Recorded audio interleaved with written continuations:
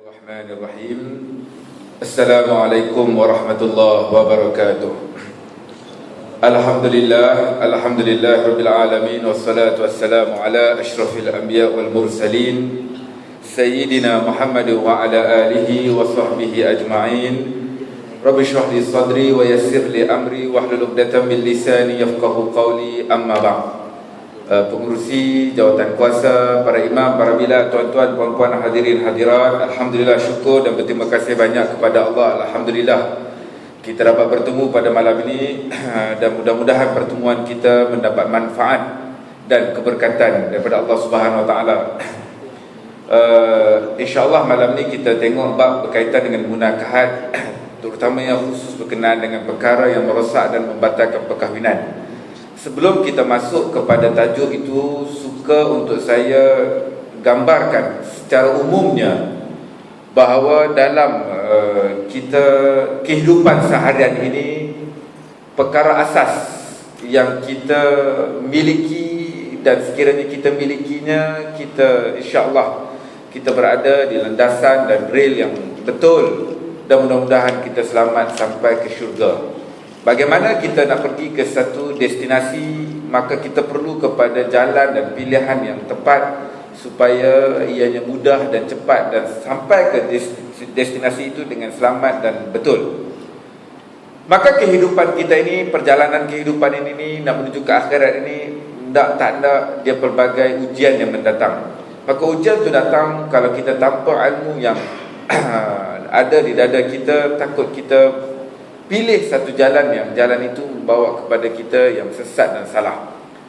Maka ilmu ini asasnya kepada kehidupan seharian kita ni asasnya tiga. Asasnya dahulu tiga. Iaitu yang pertama, akidah atau tauhid. Yang kita kena belajar bab yang ulama susun sifat yang wajib bagi Allah, sifat yang mustahil bagi Allah. Ada 20 sifat itu yang disusun sebahagian ulama. Ada asma wa sifat, ada rububiyah, ada uluhiyah, itu ada asma wa sifat, itu dalam bab tauhid. Nak kenal Allah, kita dah belajar, mungkin di sini mudah-mudahan ada. Yang kedua, bab syariah, bab fiqh. Makna kita nak tahu hukum hakam, benda yang kita buat itu sah atau tidak, batal atau tidak, betul atau tidak caranya. Dan yang ketiga, ilmu kaitan seharian kita ini adalah akhlak atau tasawuf. Akhlak atau tasawuf ini untuk mensucikan jiwa kita, akhlak kita. Kita buat satu benda ini dengan niat kerana Allah, attitude kita terpelihara, sopan santun kita. Maka tiga ilmu ni serangkai. Kita expert, pakar dalam bab akidah. Tanyalah bab mustahil bagi Allah, kita boleh bawa nas, hujahnya. Tapi bab fiqh kita fail. Sembahyangnya hukum hakam berterabur, mandi wajibnya salah, wuduknya tak betul, gagal. Atau kita pakar fiqh, tanyalah bab hukum pergi haji ni dalam kepala semua, daripada miqat sampai tahallul, tanyalah tentang hukum hakam semua dia tahu. Tapi bab akidah tak apa nak betul, ada tak yakin ke Allah lagi, ada tu tak apa nak percaya lagi, ada benda-benda yang mai kadang-kadang untuk keraguan. Waswas dalam bab fiqh boleh munasabah lagi, waswas dalam bab tauhid out. Dalam bab tauhid tidak ada waswas dan keraguan. Fiqh ada waswas itu datang, ya, kita boleh ada consider lagi, ulama letak di situ ruang untuk kita reserve di situ, maaf bagi dia. Atau tauhidnya okey, bagus, fiqhnya bagus, tanya bab akidah memang pakar dia. Tanya bab fiqh, pandai dia hukum hakam, tapi akhlaknya rosak, cakap ni makin hamu orang, ngata ke orang, gagal juga. So, serangkai tiga inilah yang mencantikkan kita seseorang ni. Akidahnya betul, dalam bab akidahnya tauhid. Fiqhnya betul, harian punya ibadah, daripada bangun tidur, sembahyangnya, wuduknya, subuhnya sampai ke tidur balik, dia ada fiqh yang menjaga dia supaya dia buat itu sah, batal, halal, haramnya dia jaga, ilmu fiqh. Dan yang ketiga adalah bab akhlak atau tasawuf, yang memelihara diri dia dengan akhlak-akhlak atau perkara yang baik. Maka inilah yang kita kena jaga dan kita dalamilah betul-betul sekurang-kurangnya asas itu kita pelihara. Maka yang saya nak fokuskan sikit ni, perkara yang kedua itu fiqh atau syariah. Fiqh atau syariah, benda yang kita buat seharian ni ada hukum hakam dia. Halal, haram, makruh, sunat, wajib. Maka tak lari. Hukum hakam 5 perkara ini tak lari daripada wajib, halal, haram, sunat, makruh ni seharian itu. Pada bangun tidur sampai tidur balik. Maka itu duduk dalam fiqh namanya, atau syariah. Jalan-jalan yang kita ambil dalam kehidupan ini syariah. Fiqh ni pula maknanya faham. Fiqh ni, ilmu fiqh ni maknanya faham. Nak bagi faham tu sembahyang kita ni macam mana caranya, sehingga kan kalau dalam bab fiqh ni, semut dia berjalan atas najis, tahi, kemudian dia berjalan atas kapek atas sejadah ni, ulama fiqh bincang lagi macam mana najis atau tidak kapek atas sejadah atau tempat yang disembahyang yang dilintasi oleh semut, yang dia lintah atas najis, kemudian dia lintah atas sejadah ni, macam mana hukumnya. Lalat yang pergi hurung di najis orang atau najis binatang, dia pergi hurung atas kepala kita atau atas tempat kita sembahyang, sampai peringkat macam tu dibincangnya, sedangkan satu binatang yang sangat kecil. Tapi itulah fiqh, nak bagi kita faham betul-betul kita buat itu ada hukum, ada sah batalnya. Maka fiqh ni ilmunya cabangnya 4 saja, tak banyak pun. Tauhid ni, fiqh ni ada 4 saja. Yang pertama, ibadat. Sembahyang kita, puasa, zakat, haji, ada ibadat, ada fiqh dia. Ada fiqh, kena clear. Sembahyang kita ni, kita duk bincang dalam kitab yang Bahrul Mazi itu antaranya yang tuan-tuan belajar. Kita ni ramai nak pergi haji ni. Musim start pergi haji dah ni. Orang duk kursus haji bersiri tu apa, berminggu-minggu kursus nak bagi supaya haji yang dia pergi buat tu daripada mikot dia sampai balik tu dia nak jaga betul-betul. Maknanya haji tu ada fiqh dia. Nak jaga sah batal halal haramnya. Kita pulun ngaji nak bagi supaya ibadah kita buat tu betul. Umrah yang kita pergi buat ada fiqhnya. Kita pergi kursus umrah, pergi kelas dia, sebab sekali-sekala kita pergi tu, walaupun dah berkali-kali pergi, sebelum kita nak pergi sekali lagi tu, nak pergi juga kursus, nak dengar supaya kali ni pergi ibadah umrah tu lebih smart lagi, lebih cantik lagi. Sebab ada hukum dia. Maka kehidupan kita ni, ibadat itu, pertama fiqh ni, ibadat ni, zakatnya, puasanya, ada fiqhnya. Ada benda yang mengesah dan membatalkan. Yang kedua, fiqh ni juga muamalat.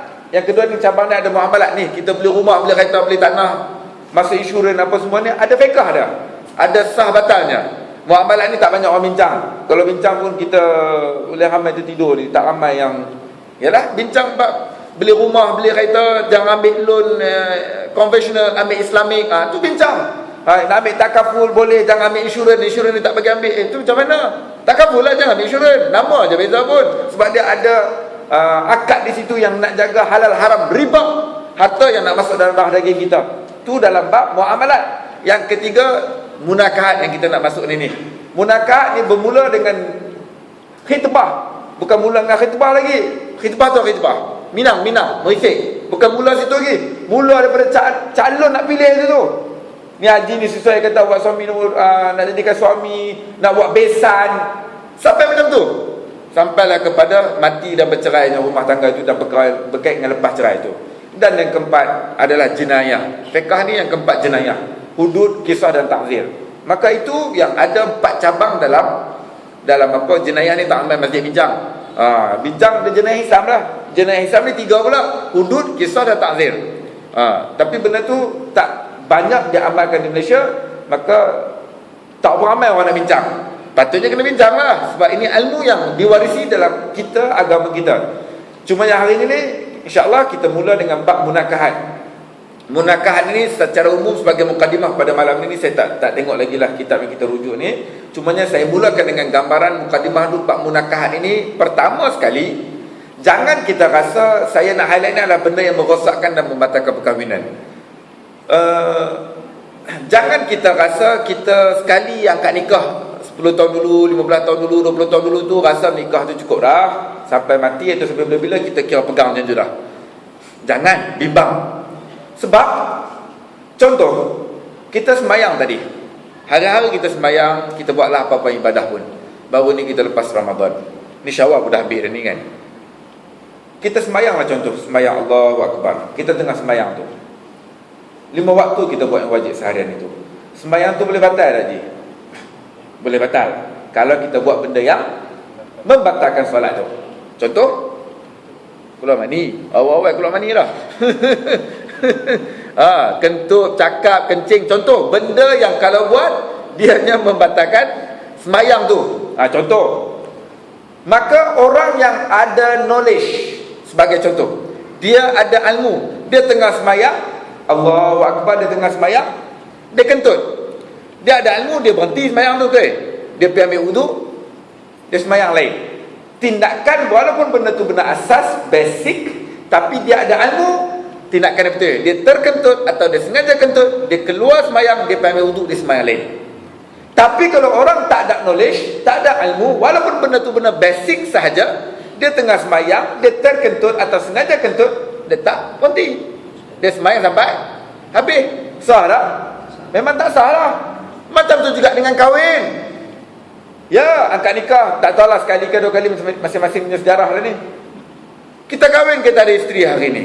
Bila akad nikah yang sekali itu, akad nikah itu sepanjang tempoh perkahwinannya, selagi mana nyawa di kandung badan, atau kita beranggapan seolah-olah tak pernah kata cerai dengan isteri itu, tetapi dikhawatiri, dibimbangi, takut suami pernah terkata satu benda yang kamu tak tahu, benda tu yang sudah membatal dan membubarkan perkahwinan, atau isteri sudah buat satu benda yang juga telah membatalkan ikatan perkahwinan, tetapi disebabkan kejahilan, tidak ada maklumat dan knowledge itu, suami ni tak faham, isteri pun tak faham, maka mereka tak anggap benda tu yang sudah membatalkan kahwin. Mereka pun duduk macam biasa, tidur macam biasa sekali, ada hubungan kelamin, Allahu Rabbi, sedangkan dah batal, tapi tak ada knowledge, lupa atau tak ingat, dah tak sah sebagai ikatan suami isteri.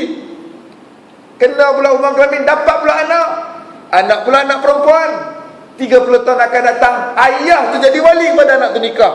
Allahu Rabbi, panjangnya masalah bermula daripada kejahilan emak dan ayah atau suami isteri ni yang take for granted atau ambil mudah hukum hakam yang berkaitan dengan sah batal yang ada, especially dalam rumah tangga tu. Sebab itulah fiqh ni dia spesifik satu bab munakahan ini, sebab benda yang boleh berlaku ni kadang-kadang panjang ceritanya, banyak masalah dan pelbagai ragam dan masalah itu yang kadang-kadang kita jangka, kita agak macam tak berlaku nyatalah, tapi disebabkan kita ambil mudah, sebenarnya dari segi agama ianya sudah membatalkan talak. Jadi benda ni lah, di masa kesempatan ni kita kongsi sedikit sebanyak. Okey, itu sebagai mukadimah.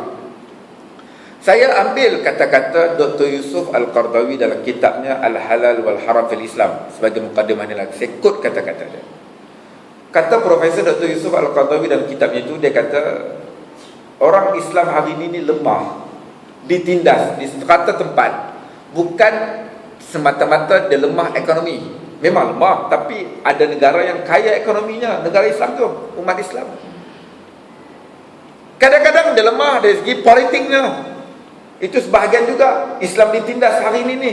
Tetapi kata Dr. Yusuf Al-Qaradawi juga, antara benda yang menyebabkan Islam ni ditindas adalah kejahilan atau tidak ada ilmu, atau senang kata tak cerdik, atau kasar sikit lah, bodoh.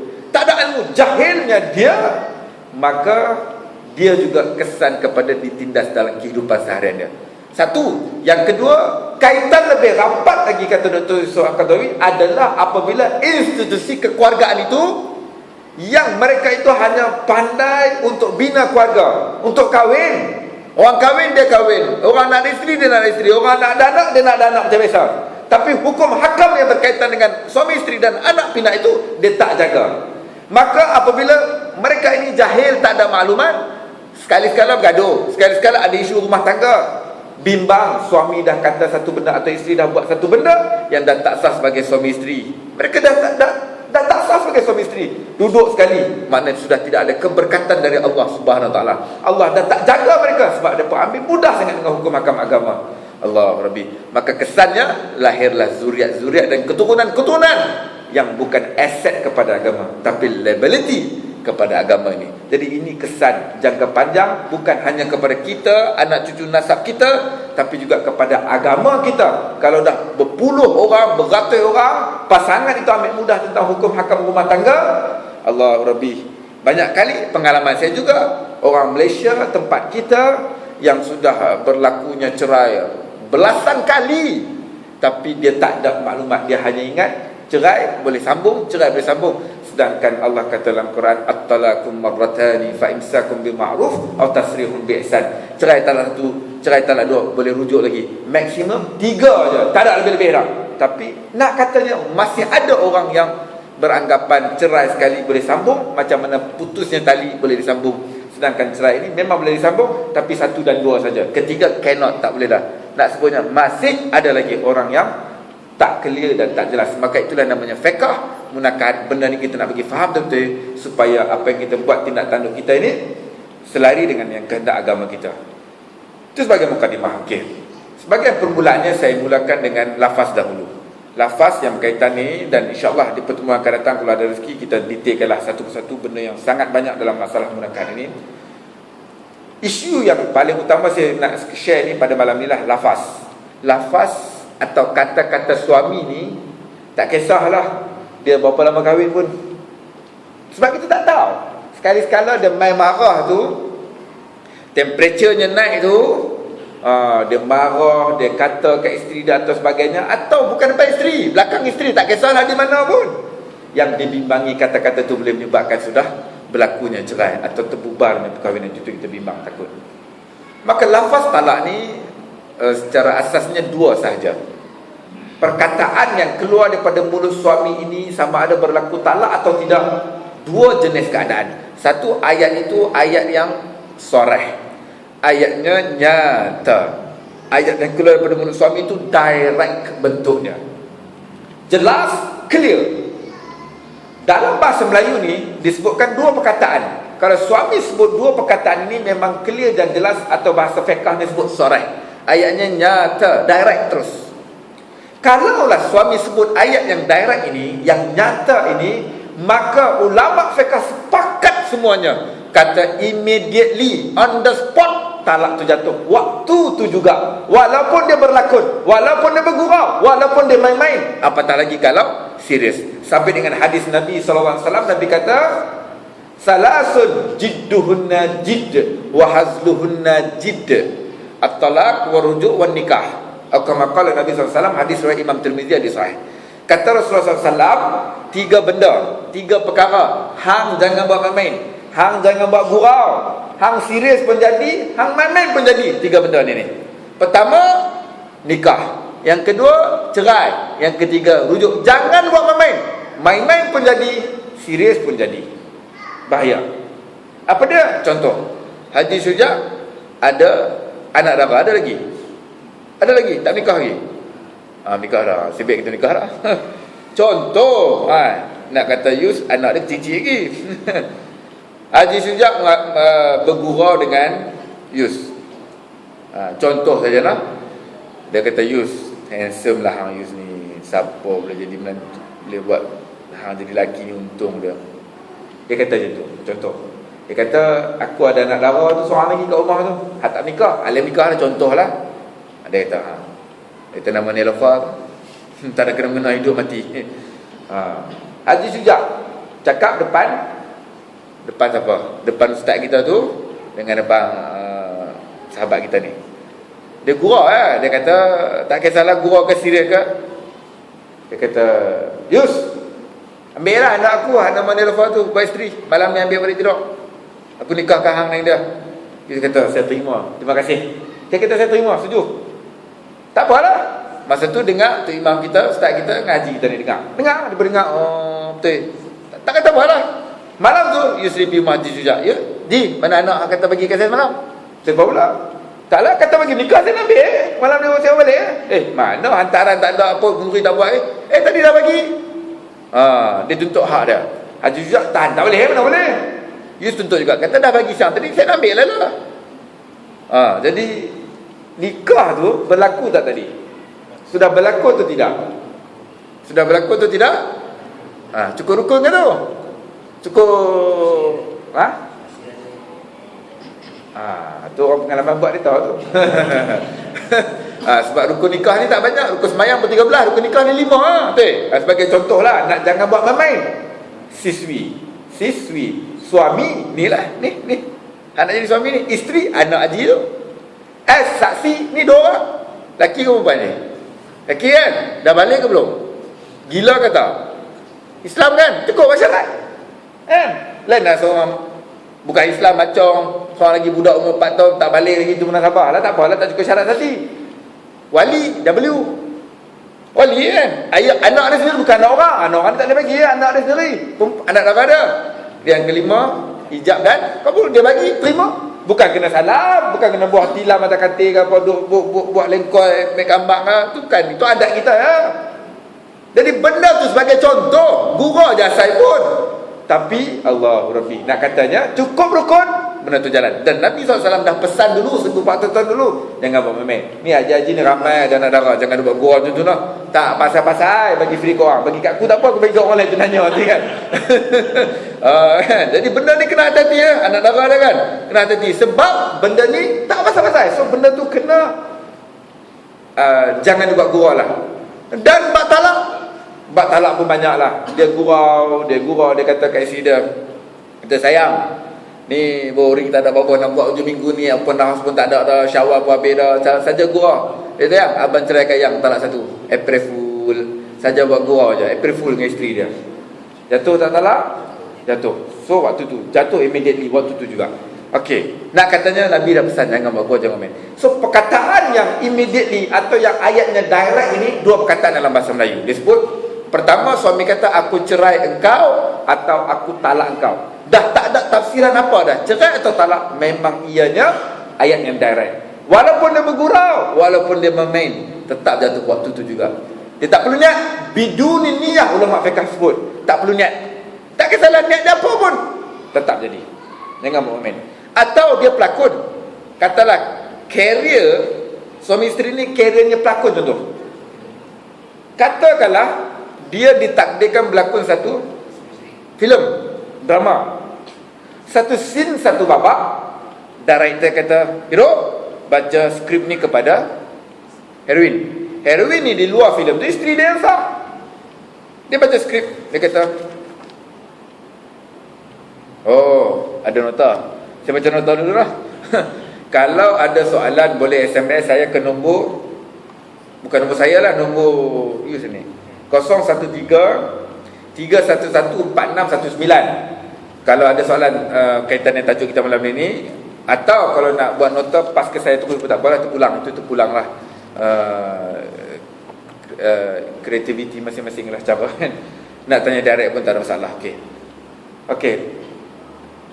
Career mereka suami isteri ni pelakon. Okey, dah tadi tu katalah satu scene tu director kata baca skrip, hero pun baca skrip tu atas arahan director, dia baca kepada heroin tu isteri dia. Dia kata aku ceraikan kau, arahan director. Setahu tuan-tuan jatuh tak talak tu? Setahu tuan-tuan jatuh. Jawatan kuasa fatwa sudah sebut, sebab samping hadis tadi Nabi dah pesan jangan orang main, sebab benda ni bahagia. So benda ni nak sebutnya suami sekalian, especially yang lelaki ni, dia suami, perkataan cerai dan talak sangat mahal di mulut dan di bibir dia. Tolong jangan jadikan perkataan itu zikir harian dalam kehidupan kita, bahaya. Macam mana zikir harian? Bukan ambil tasbih duduk zikir aku cerai, tak. Ni masalahnya gaduh sikit kau nak aku cerai, gaduh sikit talak kau korang, cerai kau korang, bahaya. Jangan nak sebut perkataan macam tu. Gaduh sikit nak aku cerai, kau nak aku talak, jangan. Kataan tu kalau kerap kali kita sebut, kita bimbang, kita takut waktu yang kamu tak mau guna perkataan tu pun. Tapi dah kerap sebut, lidah ni dah jadi ringan sebut, tengah-tengah marah, temperaturenya naik, marah yang melampau-lampau, dah kerap sangat sebut, dia pun kata aku ceraikan kau. Lepas tu sedap, Allah dah kata macam tadi, tapi dia kata tak apa kot, abang kena niat cerai pun marah sangat tadi. Perlu niat tak tadi? Bidunin niyah. Ulama fiqh sebut ayat yang direct, cerai dan talak tak perlu niat apa-apa. Ulama fiqh dah kata dah bidunin niyah, tak perlu niat apa-apa. Gurau ke serius ke? Jadi. So benda ni menyesal putih mata tak guna waktu tu, tak pasal-pasal hilang satu talak yang dia ada 3 tadi tu. So benda ni yang pertama, ayat itu minta suami ni hati-hati, tu sebagai secara umum lah yang kita sebut sebagai mukadimah pada malam ini. Yang kedua, ayat yang keluar daripada mulut suami ini, ayatnya kinayah bahasa fiqh sebut, atau indirect, tak jelas, tak clear ayat dia. Maknanya suami sebut tu tak ada perkataan cerai, tak ada perkataan talak, tak ada perkataan cerai, tak ada perkataan talak. Tapi ayat itu boleh menyebabkan kepada jatuhnya talak sekiranya suami itu ketika katanya itu ada niat cerai kepada isterinya, jatuh talak. Kalau dia tak ada niat, tak jatuh talak. Sebab ayat dia tak jelas, tak clear. Dia perlu pada niat yang ini. Kalau dia ada niat cerai, jatuh. Kalau dia tak ada niat cerai, tak jatuh. Contoh macam mana? Bergaduh pasangan ni, gaduh-gaduh, suami kata, kau pergi balik rumah mak bapak kau, kau berambut dari sini, kau packing bag baju kau keluar dari sini. Contoh, ni rumah aku, kau keluar dari sini, aku tak nak tengok muka kau lagi dalam rumah aku. Contoh ayat-ayat yang kerap kali disebut. Tak nak tengok muka kau lagi, keluar, berambus. Contoh. Tidak ada perkataan cerai, tak ada perkataan talak, tak ada. Perkataan itu tu adakah menyebabkan jatuh talak atau tidak? Ya, correct. Based on niat, refer to niat suami. Waktu dia kata tu ada niat atau tidak. Pergi ke mahkamah atau dia mengaku depan sesiapa pun, dia bohong ke apakah, kita tak tahu. Ini barang dalam. Niat ni barang dalam. Hanya ketakwaan dia kepada Allah untuk dia menyatakan apa yang dia niatkan waktu itu. Kalau orang tu ada perasaan takut kepada Allah, takwanya kepada Allah, dia cakap apa yang dia niat waktu itu. Kalau dia niat cerai, tak apalah, rujuk balik lepas tu. Tapi kalau dia tak ada niat cerai, kata tak ada niat, tak apa, itu dia dengan Allah, sebab barang dalam. Nahnu nahkum bizawahir, kita hanya hukum dengan benda yang zahir. Kita tak tahu barang dalam ni hanya dengan Allah Subhanahu Wa Taala. Maka dalam hal ini, katakanlah bergaduh suami isteri ni, suami kata, contoh ayat, dia kata, kau keluar dari sini, berambus kau dari sini, packing bag kau, keluar dengan anak-anak, aku tak nak tengok muka kau, contoh. Okay, fine. Dua situasi senarionya. Satu, kalau suami tak ada niat cerai, dia tak ada niat, isteri tanya suami, atau pergi mahkamah syariah, mahkamah tanya niat atau tidak, itu dia dengan Allah lah. Mahkamah jatuhkan keputusan pun berdasarkan apa yang dinyatakan itu. Katakanlah suami ditanya, isteri tanyalah, isteri tanya suami, bang, yang abang halau-halau saya balik ni kenapa? Halau-halau orang balik pula, topak orang belanja, halau-halau orang. Marah suami, marah-marah isteri, isteri ungkit balik. Suami kata, apa isteri tanya, apa niat hati abang halau saya balik rumah mak tadi? Dalam hati abang tu apa niat halau saya balik rumah mak tadi? Aku suruh kau balik rumah mak kau lah. Ya, saya tahu abang suruh saya balik rumah mak saya, tapi niat dalam hati abang tu apa? Oh, niat dalam hati aku ni, dalam hati aku ni, aku suruh kau balik rumah mak kau sebab suruh balik buat kuih raya rumah mak kau tu, jimat sikit elektrik, kara ni elektrik ni agak perabot elektrik rumah mak tu. Suami jenis ketika tak hidung masin, jenis kasar, cakap ni pun kasar, dia hati ni lembut tapi katanya tu kasar. Ada niat tu, ada jadi tak cerai? Tak jadi, sebab dia niat memang suruh balik, dalam niat itu suruh balik buat kuih rumah mak ya. Contoh, senario kedua, suami halau balik macam tadi, isteri tanya, apa niat dia abang halau saya balik? Suami kata, aku niat aku tadi masa aku suruh kau balik rumah mak kau tu, sebab aku dah tak larat nak bela kau. Maintenance kau ni mahal sangat, maintenance rumah pun tak mahal macam maintenance kau ni. Dia dah ada niat tak mau jaga, so jatuh tak talak? Jatuh. So atas niat dia, sebab dia tak ada kata cerai, tak ada kata talak, tapi dia refer to niat dia, apa maksud yang dia kata atau dia halau tu sebagai contoh. Dalam hal ini, pengalaman ni kata masyarakat kena hati-hati.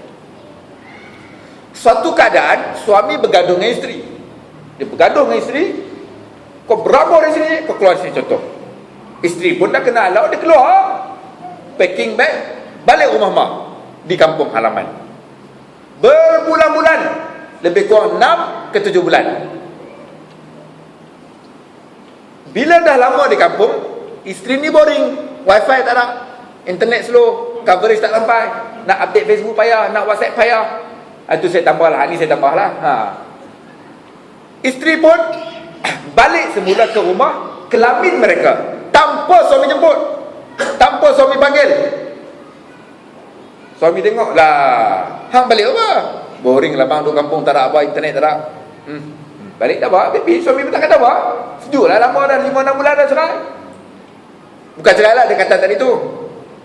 Okay, fine.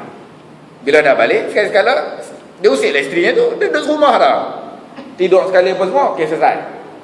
Kemudian lepas tu ada isu berbangkit yang suami marah lagi isteri, kata direct, kata cerai, pi mahkamah. Sebab dia dah kata direct. So bila mahkamah tanya, pernah tak sebelum ni lafaz? Dia kata macam pernah. Macam mana? Dia kata saya tu bagi main kuliah ni, dia kata dia dulu dengar. Macam orang kata perkataan cerai ni dua jenis. Ada yang direct, tak direct ni. Saya macam pernah halau dia balik lah. Dia pun balik tu mamak dia 6 bulan juga balik rumah kampung dia tu. Maka mata ada niat tu, ada niat. Cerai. Allah Rabbi. Okay, fine. Ada rujuk tak? Kita tak rujuk pun, tak ada nak rujuk, sibuk dia tu. Tiba-tiba lepas 5 bulan tu muncul lah rumah tu. Allah Rabbi. Lepas tu tidur biasa. Saya pun tak ingat apa, tidur bawah rumah kelamin pun biasa dia tak. Waktu zaman jahil. Ada pula anak. Nanya tak? Nanya, sangat nanya. Anak pula kalau kata perempuan lagi nanya. Allah Rabbi. Tu nasib baik pergi mahkamah kalau tak pergi. Lagilah. Anak katanya kesian. Tu kadang-kadang kenapa Jabatan Agama dia minta kalau nak apply nikah, dia minta sijil nikah. Mak bapak nak nikah anak, mak bapak tu umur 60 70 minta surat nikah apa lagi? Abang dah nikah 3 orang dah minta lagi. Nombor 4 ni pun. Lah undang-undang baru. Ni sebab isu ni macam ni lah. Sebab anak nombor 1 nombor 2 kadang-kadang betul nikah dia ikut wali bapak. Bapak jadi wali. Anak nombor 3 tak boleh jadi wali. Bapak siapa? Ni isunya. Contoh tadi tu. Sebab pernah berlaku satu benda yang sudah membatalkan rumah tangga dan tak rujuk, tapi benda tu berlaku. Sebab kenapa? Jahilnya pasangan tu. So nak sebutnya jangan ambil mudah. Okey, selesai. So benda ni, lafaz itu secara umumnya macam tu. Dua keadaan. Yang kita bimbang, yang kita tak kata direct, tapi yang indirect tadi tu, yang tak jelas. Kita duk halau dia, duk marah dia. Okey. Kalau suami tak kata apa, tapi baru niat. Tengok isteri geram macam nak cerai isteri tu tak jatuh. Niatlah 4 juta kali pun kalau ada niat ni rasa ramai jatuh isteri ni. So niat baru niat tak jatuh talak. Itu memang masalah besar. Niat baru lintas niat geram tengok isteri ni, lambat masak tak sedap lah bagai, cerai lagi baru tahu. Contoh niat. Tu tak itu. Dia tak nafas. Tapi sekali dia kata immediately. So yang kata ni niat ni baru lintas niat tak jadi. Sebab kadang-kadang kita jumpa dia kata saya niat cerai semalam kat isteri saya. Betul apa? Taklah takut lah. Tak ada niat, tak berlakunya jatuh talak tu. Okey lah. Okey. Okey, soalan sahabat kita dia tanya, kalau orang hantar SMS kepada isteri dia, siapa lagi kan? SMS ke, WhatsApp ke, email ke, WeChat ke, Telegram ke, fax ke, post surat ke, apa jua yang berbentuk tulisan, maka kecanggihan ini berbentuk naik tu lah, type itu dalam namanya WhatsApp ke whatever lah, nama yang nak datang ni pun kita tak tahu lagi apa perisian yang nak namanya lagi. Maka jawatan kuasa fatwa pun dah jawab soalan ini, dan kita ilmu pun sudah jawab. Kalau berbentuk tulisan ini ianya kinayah, indirect. Dia refer to niat suami. Waktu suami kata, katakanlah suami yang type SMS tu, aku cerai kau sebagai contoh. Dia yang type? Ya, betul dia type. Dia yang send? Ya, dia send. Dia ada niat? Ya, saya ada niat cerai. Immediately jatuh waktu dia send tu. Selesai. Atas niat dia. Yang ni kompleks sikit. So niat dia. Kalau dia ada niat cerai, jatuh waktu tu talak dia. Walaupun tak kira SMS ke, WeChat ke, email ke, dia ada niat cerai, jatuh. Dia tak ada niat tak cerai sebab dia bergantung kepada niat waktu dia type ataupun dia send message atau kata-kata tersebut. Okey, boleh? Okey, macam ni. Dia receive atau tidak, pending atau tidak, ini macam ni. Ini bahas dalam sikit lah. Memang ada sebut dalam masalah ni cerita ulama dulu dia buat contoh hantar surat. Dia menulis risalah surat. Atas ini aku nama sekian-sekian ke kanda, sekiranya surat dinda ini sampai kepada kanda, contoh, maka jatuhlah talak. Contoh ayat lama. Surat ni sampai je ke dia kata jatuh talak. So kalau surat tu tak sampai, jatuh tak? Tak. Sebab dia bergantung kat sampai. Atau dia kata hang baca je surat ni, maka jatuh talak. Dia tak baca. Dia kata kawan tolong baca je surat ni. Ni kita akan jumpa dalam kitab ni nanti. Tapi ni contoh yang saya buat daripada soalan ni lah. Dia kata dia tahu surat ni lain macam je. Dia rasa lain macam. Isteri ni insting dia kuat. Allah bagi kelebihan kat dia. Dia pandai baca, tapi dia suruh jiran, Mina, tolong baca tak? Aku terima surat ni, tolong baca tak? Dia kawan dia pun baca. Kata kalau kau baca je surat ni, maka jatuh talak waktu tu juga. Kawan dia kata saya baca. Kalau baca dia rumah tangga rosak. Dia tak baca. Saya tolak tak? Sebab dia kata kalau hang baca. Atau kalau dia kata sampai saja surat ni ke ke pangkuan kamu, maka jatuh talak. Maka selagi mana tak sampai pos main tu buang tu sampah ke mana ke, tak ada lah. Tapi kalau kata SMS pun sama juga. Kalau dia kata pending ni, kalau dia kata hang baca je SMS ni, jatuh talak, jatuh talak. Yang tadi tu kalau dia kata dia aku ceraikan kau, pending ke, kredit habis ke, tak kisahlah. Data dah habis ke, tapi dia kata ayat yang umum macam tu. So masa dia send itu pun pending ke, tak pending ke, dia sudah lepaskan itu dengan send itu sudah memadai. Melainkan dia kata hang baca je ni, sampai je SMS kepada kamu, jatuh talak. Sampai je tu.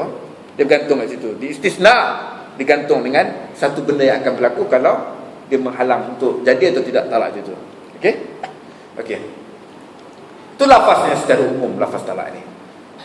Okey, dan penceraian ini terbahagi kepada dua. Saya sebut semua secara umum je dulu, spesifiknya di masa-masa yang akan datang insya-Allah.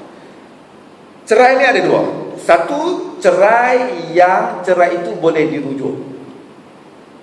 Cerai itu berlaku dan cerai itu suami boleh rujuk balik isteri. Yang kita baca Al-Quran tadi itu di awal tadi tu, at-talaqu marratani fa imsakun bima'ruf aw tasrihun bi ihsan. Cerai ni yang Allah kata boleh dirujuk balik, talak satu dan talak dua. Secara umumnya macam tu dulu, maknanya cerai kali pertama atau cerai kali kedua, talak satu atau talak dua, beza nak. Kali pertama dengan kali kedua, talak satu talak dua ni pun beza nak, kena faham. Dia bergaduh suami isteri, aku ceraikan kau, suami kata kali pertama. 5-6 bulan lepas tu cerai lagi, gaduh lagi, cerai lagi, kali kedua. Okey. Talak satu atau talak dua ni suami mention jumlah tu. Baru kahwin hari ni, baru kahwin katalah bulan lepas, bulan 7, baru kahwin sebulan, bulan 7 kahwin. Ni bulan 8. Bergaduh, tak tahu apa sebab gaduh, suami kata aku ceraikan kau, talak dua. Satu tak talak, terus dua lah. Sebab dia sudah mention dua di situ. Kalau dia bagi 3 tu habis papat dinding. So atas suami yang mention atau sebut jumlah tadi. Kalau dia tak sebut, ikut turutan. Faham tak? Tak sebut ikut turutan 1, 2, 3. Kalau dia tak sebut atas, kalau dia sebut atas berapa yang dia sebut itu tu. 3 lah, 2 lah, 1 lah. Okey. Walaupun talak tu kali pertama, tapi dia dah bagi 3, mazhab Syafi'i kata 3 lah sebab dia sudah sebut atau dia mention jelas. Talak 3 dia bagi di situ. Kuasa dia. Talak satu boleh rujuk, yang kedua lagi tak boleh rujuk atau bain dalam fiqh ni. Satu talak rajai sebelah satu talak dua boleh rujuk, yang kedua talak bain, talak yang tak boleh dirujuk, dia tak boleh rujuk. Okey. Saya kalau ada rezeki lepas ni saya nak bawa, tapi hari ni hari Ahad saya tak dan nak kopi kelang kabut sikit. Tadi ada kenduri salinan yang saya pernah bagi dulu tu untuk gambaran tu, sebab dia macam peta sikit lah. Tak apalah, ni akan datang insyaAllah. So mungkin bela pun bela, dia kata ni aku tak faham langsung ni faham tak faham, buat je faham je lah kalau tak faham pun. Sebab saya insyaAllah lah dia akan datang, kita kopi, kita bagilah gambaran tu supaya nampak flow dia tu, nampak dia punya gambaran yang kita sebut ini. Satu talak yang boleh dirujuk, satu lagi talak tak boleh rujuk. Dua je, faham tentu cukup lah. Cerai ni satu jenis yang boleh rujuk, satu lagi tak boleh rujuk. Dua je, senang kata macam tu. Yang boleh rujuk ni dulu hanya cerai talak satu dan cerai talak dua. Okey, satu. Cerai talak satu, cerai talak dua ni suami boleh rujuk balik isterinya dalam tempoh iddah. Ada durationnya, ada tempohnya boleh rujuk. Kalau perempuan yang masih budak, maknanya masih datang period kitaran haidnya masih datang, maka kalau dia diceraikan, tempoh iddahnya salah satu huruf 3 kali suci. Dalam lebih kurang 3 kali suci ni lebih kurang 3 bulan je, tak lama pun, lebih kurang lah. Kebanyakan perempuan kalau normal kitaran haidnya lebih kurang 3 bulan saja. Kalau fiqh sebut salah satu huruf 3 kali suci. Within 3 kali suci inilah suami boleh rujuk pada isteri. Dengan suami kata aku rujuk kau, abang rujuk saya rujuk awak semula, mesti ada word rujuk, perkataan rujuk di situ. Dalam mazhab Syafi'i mesti rujuk dengan perkataan, tak ada rujuk dengan perbuatan. Tak ada, dalam Syafi'i tak boleh. Saya sebut mazhab Syafi'i lah. Rujuk dalam mazhab Syafi'i mesti dengan kata-kata. Cerai dengan kata-kata, rujuk pun mesti dengan kata-kata. Sebab ada orang dia tengok dia cerai isteri dia minggu lepas, Duduk serumah tak keluar, tak apa. Balik malam tu isteri tertidur di ruang tamu. Selak habis lah kain baju tu geram tengok dia tubuhnya isterinya. Contoh, dia kata kira rujuk lah tu sebab dia tubuh dia. Syafi'i tak kira. Syafi'i mesti kata, gerut kejut dulu, yang bangun yang. Abang rujuk kau. Rujuk. Nak. Tak nak, saya tak nak. Tak kisah. Isteri setuju atau tidak, rujuk tetap berlaku. Rujuk tak perlu kepada persetujuan isteri. Dan surah Al-Baqarah ayat 180b ke 200 tu Allah cerita masalah ni. Dan kita akan jumpa nanti insyaAllah. Secara umumnya, rujuk tak perlu kepada persetujuan isteri. Ada orang kata, saya bukan tak mau rujuk, tapi isteri tak mau setuju lah kalau saya rujuk. Tak cerik pun kata. Bukan perlu persetujuan isteri. Rujuk je lah. Kalau niat hang baik, memang nak continue balik perkahwinan tu, nak perbaiki balik yang mana silap, setuju atau tidak, tu tak kisah, tak bangkit. Isteri boleh lawan di mahkamah kalau dia kata tak setuju itu tu dengan sebab suami ni nak rosakkan dia, itu tak apa cerita lain. Tapi kalau tak ada evidence itu, suami yakin dia nak rujuk tu dengan baik, jalan, proceed, go on je. Setuju atau tidak, itu nombor 2, tak bangkit pun. Okey, rujuk, talak 1, talak 2, suami berujuk balik. Suami kata aku rujuk kau, so terikat balik ikatan yang terputus itu. Syaratnya mesti dalam tempoh iddah. Lepas tempoh iddah tak boleh dah. Dalam tempoh iddah juga 3 suci. Kalau perempuan yang sudah menopause, yang tua dia ni, yang sudah putus kitaran haidnya, berapa lama? Berapa lama? Orang ikhlas tidur ke malah narayan? Kan tak tahu. 3 bulan bulan Islam. 3 bulan bulan Islam. Dia punya tempohnya. Nenek kita telefon, "Cu, ya. Aku kena cerai dengan datuk kau ni." Dah, tua-tua kena cerai dah ni. Entahlah tok barang tu. Tua-tua jumpa janda lain nak kat janda tu cerai dengan aku. Tu nak tahu apa ni? Tak adalah, saya nak tanya ni, berapa lama tempoh hadah aku ni, nenek tanya. 3 kali suci nek? Nenek monopause dah. 10 tahun dah semai penuh. Monopause dah.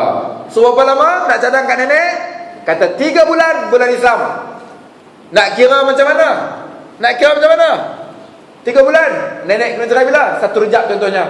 1 Rejab, 1 Syakban sebulan, 1 Ramadan 2 bulan, 1 Syawal 3 bulan. 1 Syawal tu belum nikah lain tak? Tak boleh lagi. 2 Syawal baru boleh. 1 Syawal tu hujung lah. 2 Syawal tu raya kedua nikah lah tu boleh, tak ada masalah. Raya boleh dapat suami baru. Itu kira dia kalau orang yang sudah menopause diceraikan. Itu sebagai umumnya. Okay, kita bagi laluan ke azan dulu. Okey. Dalam tempoh bagi orang yang bercerai talak 1 dan talak 2 ini ramai orang yang salah faham. Terutamanya orang Melayu kita lah. Dia faham, Melayu faham bila bercerai keluar rumah. Jangan duduk serumah, keluar. Salah seorang tu keluar, katanya contoh. Salah, persepsi itu salah. Duduklah serumah sekalipun dalam tempoh iddah tu tak ada masalah, duduk serumah. Yang bercerai talak 1 dan talak 2 ini, katakanlah salah seorang tu keluar sekalipun, suami keluar atau isteri keluar, salah seorang dia keluar, dalam tempoh iddah ini 3 kali suci ni, isteri tu kalau kata suami tak sediakan rumah kepada dia, isteri tu boleh tuntut di mahkamah nafkah iddah. Makna dalam tempoh 3 kali suci tu, atau yang sudah menopause ni 3 bulan itu, suami kena sedia makan minum, tempat tinggal macam biasa. Kalaulah sebelum cerai tu kosnya katalah 1,000 sebulan untuk seorang isteri ni, so dalam tempoh iddah 3 kali itu tu pun 1,000 plus 3, so 3,000 lah. Benda tu macam biasa dalam tempoh iddah saja. Sebab apa sampai macam tu sekali dalam fiqh sebut? Duduk rumah. Yang tak bolehnya satu saja, istimta' saja yang tak boleh. Aurat unborder macam biasa, tapi istimta' yang tak boleh. Apa dia itu istimta'? Orang dalam tempoh iddah ni dia halang satu je, istimta'. Duduk rumah tapi istimta' jangan. Ini je yang tak bolehnya. Apa dia? Iaitu mengambil kesedapan dari tubuh badan pasangan. Pi duk pegang, pi duk raba, minta maaf nak pi duk ramah, itu salah tu. Sebab itu mukadimah kepada hubungan kelamin. So yang tu pun dah dihalang, yang tu yang dihalangnya. Duduk rumah tak ada masalah, sebab dengan harapan kasih sayang tu datang balik. Dalam tempoh iddah ni, dalam tempoh 3 kali suci ni, katakanlah bercerai hari ni 16 hari bulan 8 hari ni cerai. Cerai talak 1 atau talak 2 contoh. Esok suami isteri lah meninggal, biar suami meninggal, isteri meninggal dulu kan, isteri meninggal. Isteri meninggal contoh. Atau buat contoh, bagi orang nampak mudah faham, kena cerai, isteri meninggal. Atau kita ambil contoh suami meninggal, minta maaf, suami meninggal sebagai contoh. Isnin, hari ni Ahad, cerai. Esok Isnin, suami meninggal, heart attack, terkejut, jantung. Hari Selasa, orang bahagi harta pusaka. Biasalah, nak tunggu apa lagi? Bagi faraid lah. Tanah ni, tak khaita ni, duit simpanan, kumpul. Macam mana nak buat faraid ni? Isteri yang kena cerai hari Ahad tu datang, muncul. Dia kata, bahagian saya macam mana? Dia tanya ke anak-anak dengan mak mertua. Mak mertua kata, hang dah kena cerai hari Ahad lepas. Belah, tak mau tengok muka hang. Anak pun kata belah-belah, mak balik. Mak tak ada bahagian, mak kan dah kena cerai. Mak pun balik. Tindakan keluarga ni betul atau salah? Salah. Dia tetap dapat faraid juga. Ada portionnya, ada bahagiannya kiraan dalam Quran tersebut. Ada bahagiannya. Bukan dah cerai ke ayat apa? Ya, memang dah cerai. Tapi dalam tempoh iddah. Dalam tempoh iddah. Duration itu masih ada 3 kali suci itu. Bagi yang talak rajai, ya. Talak rajai, talak 1 dan talak 2. Tapi ada cerai-cerai lain, tak boleh dapat. Walaupun baru bercerai hari ni hari Ahad, pukul 9 malam. Ni, cerai. Dengan, kita akan jumpa nanti, cerai dengan khulu'. Kha lam ain. Khulu'. Tu yang Tok Imam duk baca lepas akad nikah tu. Tu hak formal. Ni hak tak formal pada. Dia buat di rumah pandai-pandai dah. Isteri tak cerai, bang, cerai saya bang. Suami kita, mana boleh cerai? Nikah dalam mahal, kenduri mahal, mudah-mudah nak cerai. Tolonglah bang cerai, saya dah tak sayang kat bang. Abang tak handsome cairan. Suami kita, aku takkan cerai kat hang. Tolonglah bang cerai, saya dah tak sayang kat abang ni, cerai saya bang. Tak mau, aku tak mau cerai hang. Suami kata, abang nak duit tak? Kalau duit nak, suami mata wang. Berapa abang nak? Tak banyak, 5,000 cukup lah. Alah, 5,000 je ke? Celah gigi aku, isteri kata. Si buat ambil 5,000, nak sangat. Suami kira-kira cukup 5,000. Suami kata, dengan 5,000 ringgit ni, aku ceraikan kau. Contoh. Jatuh tak salah? Jatuh. Namanya khulu', cerai dengan bayar. Tak, ni salah satu bentuk cerai. Tak apalah, ni secara contoh lah dulu, akan sampai lah detailnya nanti. Tu puan si tu mahal sangat tu. Ni sumbangan ke derma ni bagi direct, tak masuk akaun ni lah. Okey. Bagi hari ni Ahad 9 malam bagi. Pukul 10 mati lelaki tadi ni. Mati terkejut kira duit banyak sangat, 5,000, terkejut tak pernah jumpa duit 5,000. Mati pukul 10 malam. Esok tanam, lepas tanam Selasa. Biasalah nak kira harta pusaka. Harta pusakanya 5,000 tu je pun, bukan banyak pun. Anak-anak kira isteri hak kena cerai ayah tu mai juga. Saya nak bahagian saya juga. Anak-anak kata belah, mak mana boleh dapat? Mak kena cerai dah. Dah lah cerai ayah dengan hina, bagi duit kat ayah. Ingat ayah tu apa ke? Tak kisahlah dia enak. Belah mak balik, mak tak nak bahagian. Mak betul kata kau baliklah, kau dah kena cerai. Tindakan keluarga tu betul atau tidak? Betul kali ni. Tapi kasarlah halau tu, jangan halau lah. Tapi dia tak dapat bahagian. Sebab apa? Cerai yang tak boleh rujuk. Cerai dengan bayar tadi tu cannot, tak boleh rujuk. Dia bukan under rajai. Cerai tak boleh rujuk. Dia cerai dengan bayar tadi tu tak boleh rujuk. Kan semua boleh rujuk lah. Walaupun kali pertama nampak macam pening lah tu. Jangan pening lagi, nanti kita ada hubung lah. Tak pening, tak apa-apa, tak pening bagus. Maknanya cerai tu under bain kita sebut tadi. Cerai ni bahagi dua. Tak apalah, bulan depan akan datang kita bagi kertas tu, kita dah nampak sikit view dia tu. Satu boleh rujuk, satu tak boleh rujuk. Yang tak boleh rujuk ni antaranya cerai dengan bayar tadi tu. Huluk. Khalam ain. Huluk. Tu punya kampung tu huluk tu. Arab dia sebut huluk, khalam ain, huluk. Dia tak dapat faraid. Walaupun baru bercerai sejam mati, tak dapat faraid. Sebab dalam iddah, dalam iddah. Tapi tak boleh dapat sebab cerai dia bain. Bain ni kesannya tak boleh rujuk. Bila tak boleh rujuk, ada positifnya kepada yang si mati tadi tu. Itu dia tak boleh, pusakanya tak boleh bagi kepada isteri yang dicerai dengan khuluk tadi tu. Kan kita ada isu baru ni kapal terbang hilang tahun lepas tu, MH370, dan dah diagnos betul hilang ke apa? Betul hilang lah. Serpihan tu betul ke tu? Kata enjin tak ada, sayap je. Dia kata kat saya bawa sayap tu enjin tak ada. Saya pun tak tahu lah, tanya orang emas kan. Okey, tak apalah yang tu. Katalah isteri ni dia memang dah putus asa, tak tahu apa berita, nak cerai, suami dah nak, suami hilang. Hilang pun tak tahu berita di mana, betul ke hilang tak tahu. Ni meronta-ronta ni anak dara, bukan anak dara lah, bini perempuan berumur 27, 28, setahun tak nak suami. Macam mana?